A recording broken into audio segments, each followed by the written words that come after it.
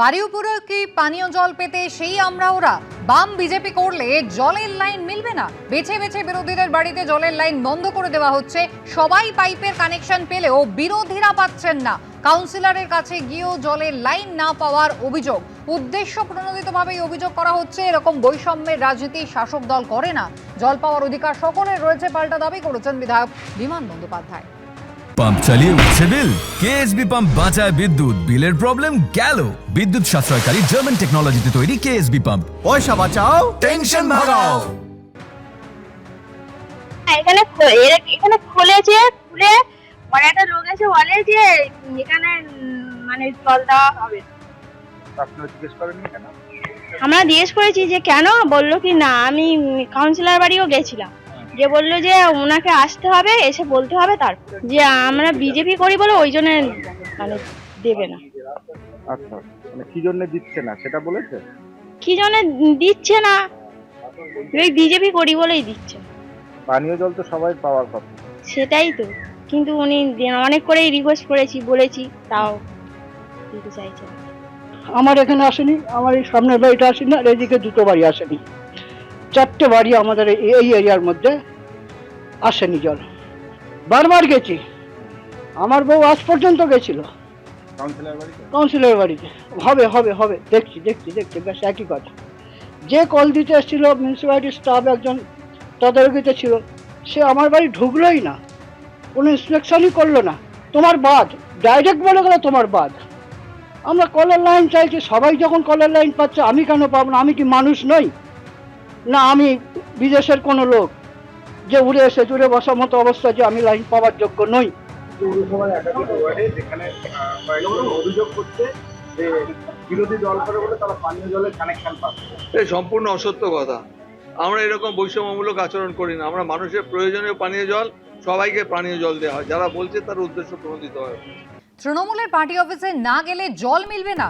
সুশান্ত লিপিকার সংঘাত এবার তুঙ্গে। নির্জলা রাজডাঙ্গার প্রায় 60টি পরিবার। রাজডাঙ্গার পূর্বপাড়ায় তৃণমূল কাউন্সিলরের হুইপ ঘিরে এবার তোলপাড় শুরু হয়েছে। 15 দিন ধরে জল পাচ্ছেন না রাজডাঙ্গা পূর্বপাড়ার 7টি পরিবার। কাউন্সিলরের বিরুদ্ধে জলের লাইন কেটে দেওয়ার অভিযোগ।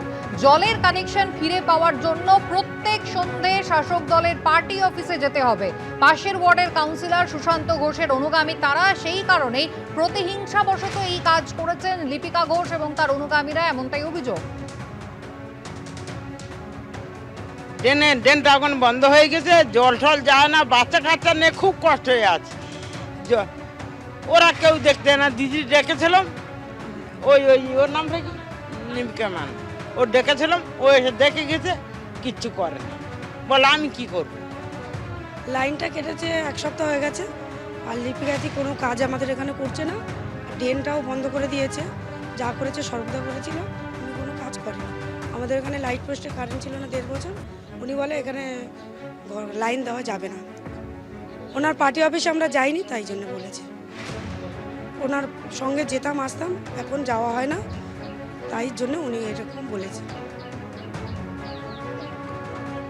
হ্যাঁ, আমরা এখনও করি, আগেও করেছি, এখনও করি, আর করবো।